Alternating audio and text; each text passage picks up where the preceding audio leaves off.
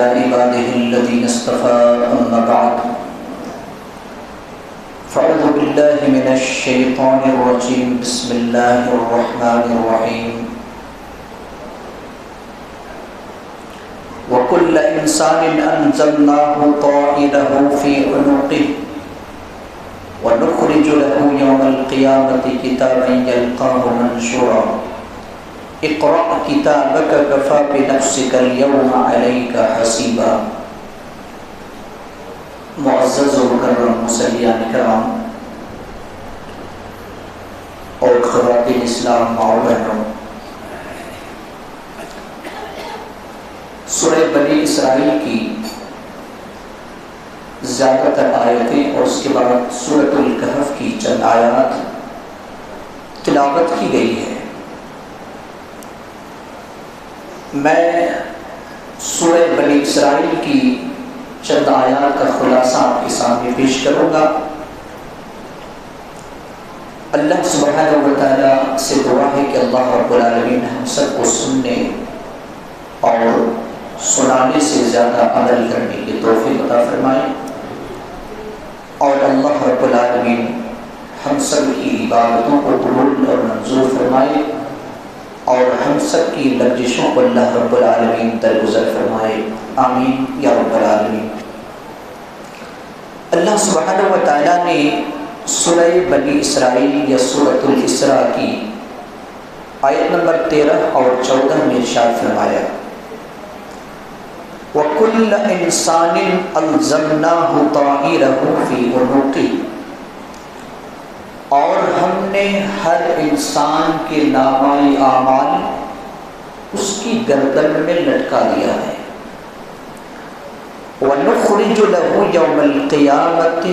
كِتَابًا يَلْقَاهُ مَنشُورًا، اور ہم اس کے لیے قیامت کے دن ایک کھلی کتاب میں نکالیں گے جس سے وہ ملاقات کرے گا۔ اقرأ کتابک کفی بنفسک اليوم علیک حسیبا، پڑھ لے اپنی کتاب، آج کے دن تو حساب کے لیے خود بخود کافی ہے۔ اللہ سبحانہ و تعالیٰ اس آیت مبارکہ میں ہمیں اور آپ کو جس بات کی تعلیم دی ہے وہ یہ ہے کہ ہم اور آپ جو بھی عمل کرتے ہیں، چاہے خیر ہو یا شر ہو، اللہ رب العالمین ہمارے عمل کو فرشتوں کے ذریعے سے نوٹ کرا رہا ہے۔ اس کو اللہ رب العالمین نے طائر کہا، عربی میں طائر پرندوں کو کہا جاتا ہے، لیکن اللہ رب العالمین نے ہماری زندگی کے نامۂ اعمال کو بھی طائر سے تعبیر کیا ہے، کیونکہ یہ طائر، یہ نامۂ اعمال کتاب زندگی قیامت کے دن ہمارے اور آپ کے سامنے پیش کی جائیں گی، جس دن قیامت قائم ہوگی، اور اللہ رب العالمین خود کہے گا کہ اپنی زندگی کی کتاب کو تو خود پڑھ لے، آج تو ہی گواہی کے اعتبار سے کافی ہے، کسی اور کو گواہی دینے کی ضرورت نہیں ہے۔ تو نے جو اپنی زندگی میں عمل کیا ہے، چاہے خیر یا شر، اچھا یا برا، جو بھی عمل کیا ہے وہ عمل تیری کتاب زندگی میں سب درج ہے، نوٹ ہے، اور تم اسے پڑھ لے۔ یہی وجہ ہے کہ قیامت کے دن بندہ اپنے نامۂ اعمال کو دیکھ کر کے کہے گا، وہ لوگ جنہوں نے زندگی میں اچھا عمل کیا تھا وہ تو بڑا خوش ہوگا، لیکن جس نے برا عمل کیا ہے وہ بندہ کیا کہے گا؟ وہ بندہ کہے گا افسوس کے مارے کہ ما لہذا الکتاب لا یغادر صغیرۃ ولا کبیرۃ الا احصاها،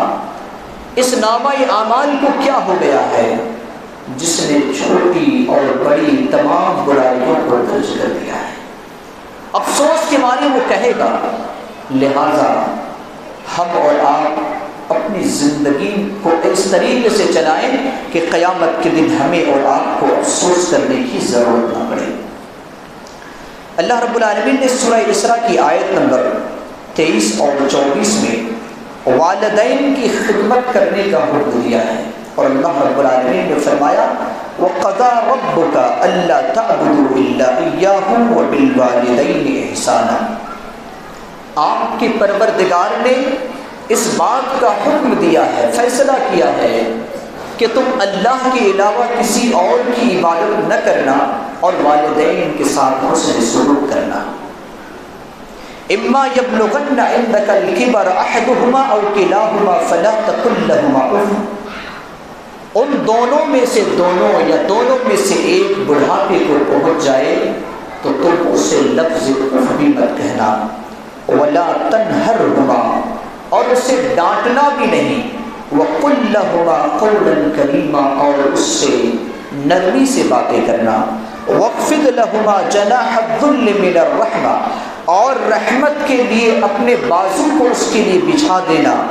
وَقُلْ رَبِّ ارْحَمْهُمَا كَمَا رَبَّيَانِي صَغِيرًا، اور اپنے پروردگار سے یہ دعا کرنا، اے پروردگار عالم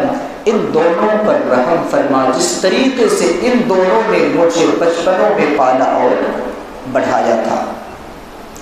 اللہ رب العالمین نے ان دونوں آیتوں میں والدین کے ساتھ حسن سلوک کرنے کا حکم دیا ہے۔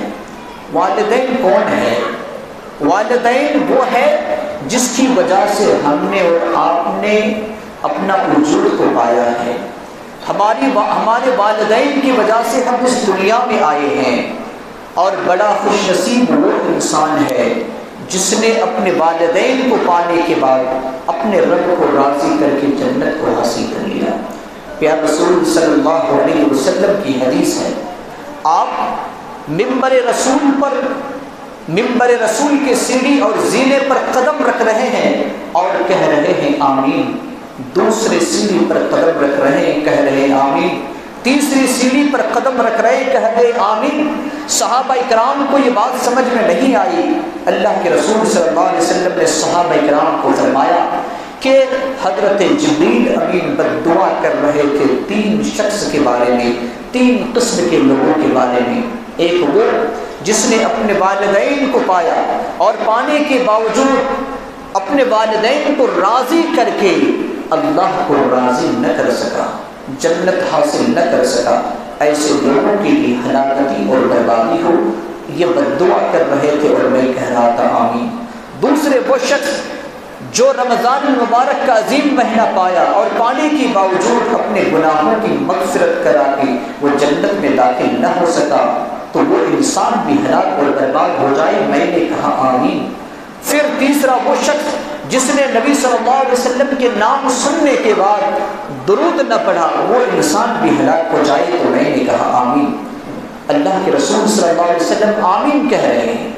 بد دعا جبریل کر رہے ہیں اور آمین نبی صلی اللہ علیہ وسلم کہہ رہے ہیں۔ لہٰذا ہماری اور آپ کی ذمہ داری ہے کہ ہم اور آپ اپنے والدین کی خدمت کریں، جن کے والدین موجود ہیں وہ اپنے والدین کو راضی کر کے رب کو راضی کر لیں، کیونکہ والدین کی رضامندی رب کی رضامندی ہے، والدین کی ناراضگی اللہ کی ناراضگی ہے۔ گویا کہ اور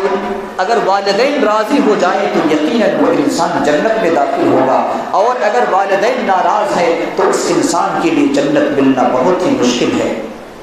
اللہ رب العالمین نے ہمیں اور آپ کو اس بات کا بھی حکم دیا ہے کہ اپنے والدین کے حق میں دعا کرو،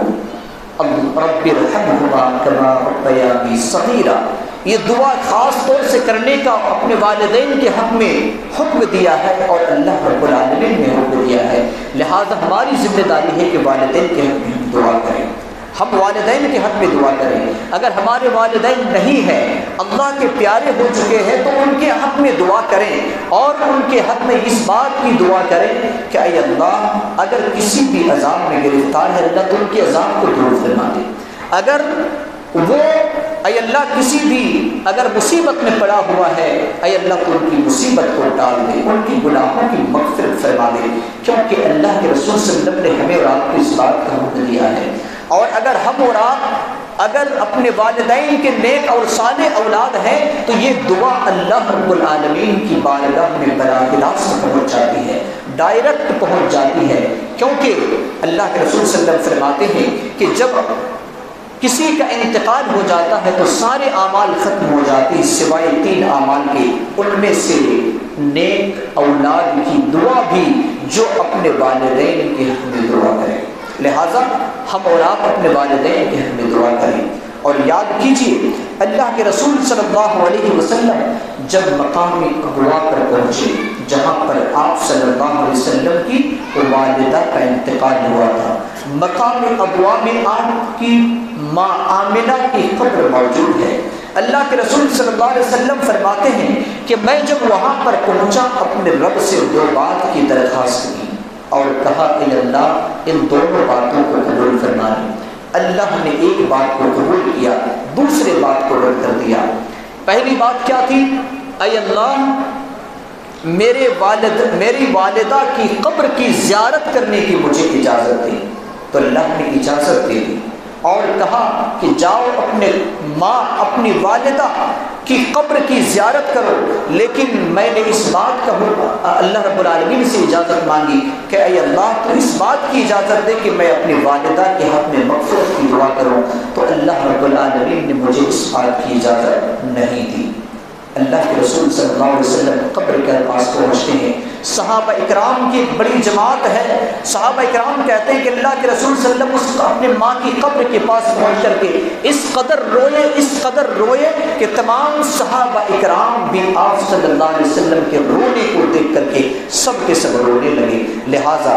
ہماری اور آپ کے والدین اگر اس دنیا میں نہیں ہیں تو ہم اور آپ ان کے حق میں دعائی مغفرت کریں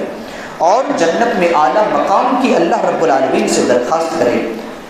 اللہ رب العالمین نے ہمیں اور آپ کو اس بات کا حکم دیا ہے سورہ بنی اسرائیل میں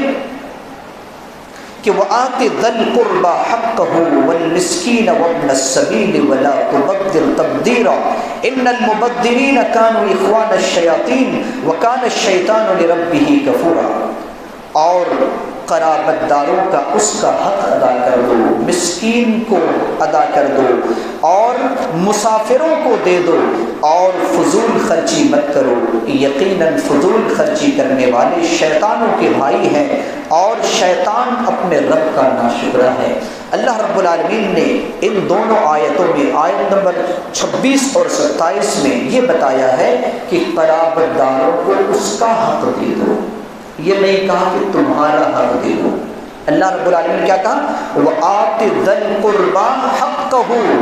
قرابت داروں کو اس کا حق دے دو۔ گویا کہ اگر آپ زکوٰۃ نکال رہے ہیں تو یہ آپ کا مال نہیں ہے،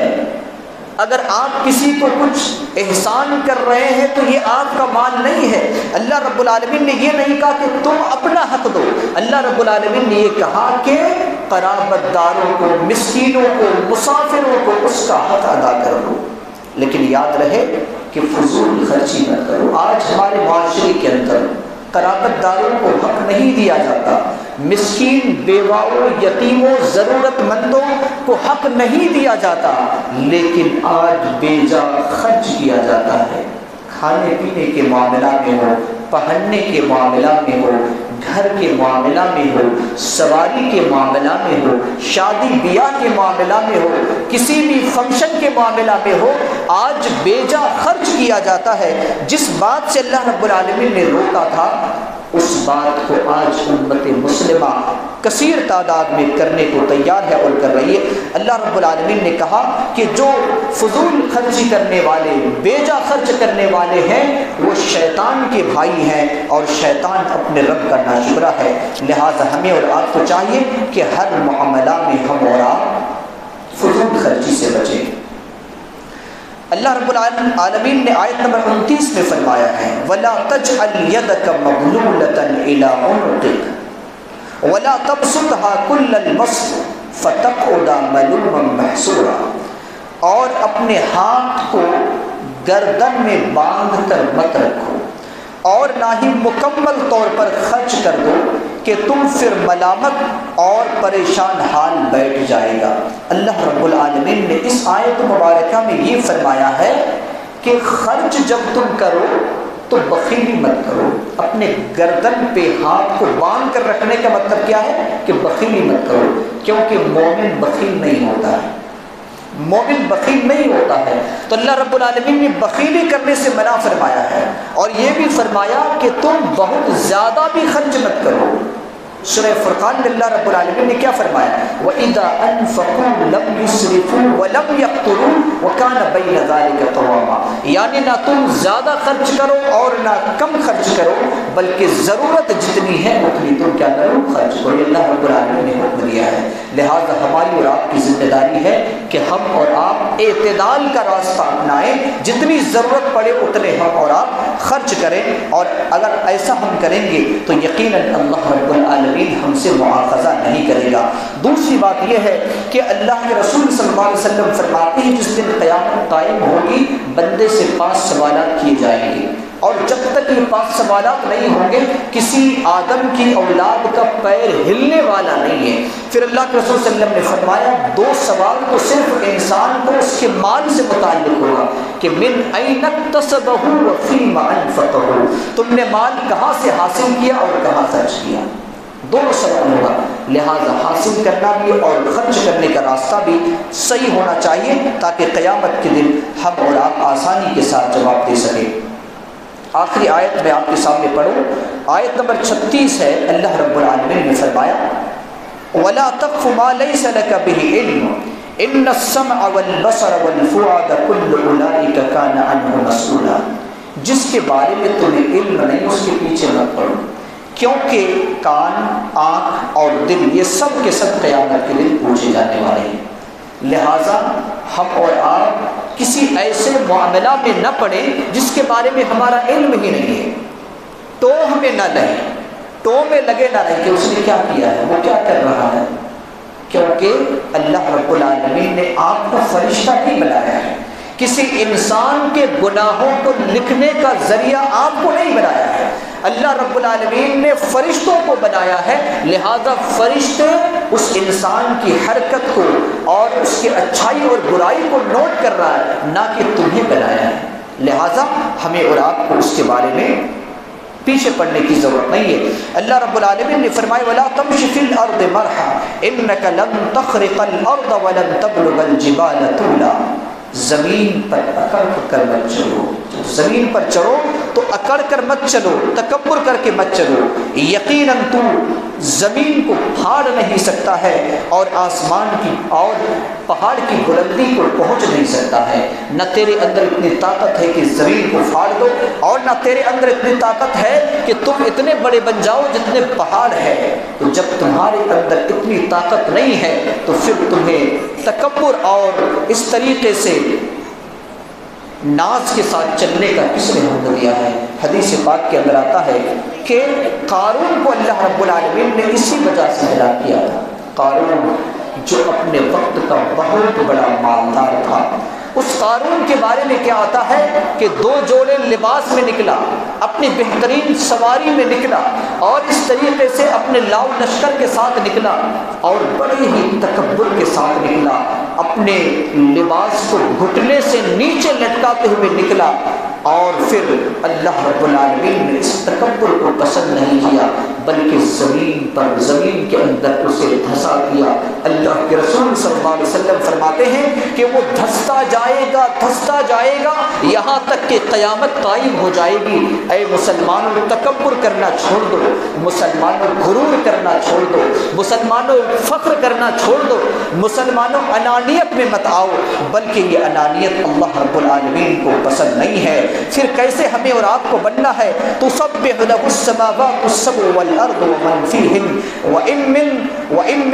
شيء الا يسبح بحمده ولكن لا تفقهون تسبيحهم انه كان حليما غفورا۔ اللہ رب العالمین نے فرمایا کہ آسمان، ساتوں آسمان کی جتنی مخلوقات ہے، زمین میں جتنی مخلوقات ہے، یہ سب کے سب اللہ کی حمد کے ساتھ تسبیح بیان کر رہی ہے، لہذا تمہیں اس کی تسبیح سمجھ میں نہیں آتی ہے۔ آسمان کی ساری مخلوقات اللہ کی تسبیح بیان کرے، زمین کے ذرے ذرے اللہ کی پاکیزگی کو بیان کرے، اللہ کے حمد و ثنا کو بیان کرے۔ ہم ہوا کے چلنے کی آواز کو سنتے ہیں، پتے کی آواز کو سنتے ہیں، پرندے کی آواز کو سنتے ہیں، بارش کی آواز کو سنتے ہیں، بادل کا گرجنا، بجلیوں کا چمکنا، یہ ساری ہوائیں ہم اور آپ آواز سنتے ہیں، لیکن مسلمانوں کا آپ کو معلوم ہے کہ یہ آواز کوئی اور نہیں ہے، یہ آواز کوئی اور نہیں ہے، بلکہ یہ آواز اللہ کی پاکیزگی ہے، اللہ کی تسبیحات ہے، اللہ کی تحمیدات ہے،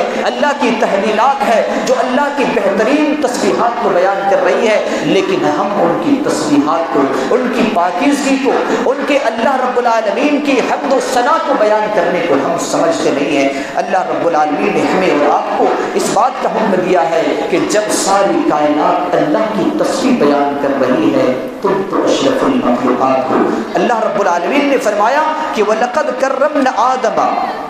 بنی آدم، ہم نے آدم کی اولاد کو فضیلت بخشی ہے۔ جب ساری تسبیحات، ساری مخلوقات تسبیحات بیان کر رہی ہے تو ہماری اور آپ کی ذمہ داری بھی ہے کہ ہم بھی اللہ کی پاکیزگی کو بیان کریں، اللہ کی تسبیحات کو بیان کریں، اور جو بچے ہوئے چند لمحات ہیں، ان لمحات میں اللہ رب العالمین کو راضی کرنے کے لیے نیک اعمال کریں۔ اللہ رب العالمین ہم تمام لوگوں کو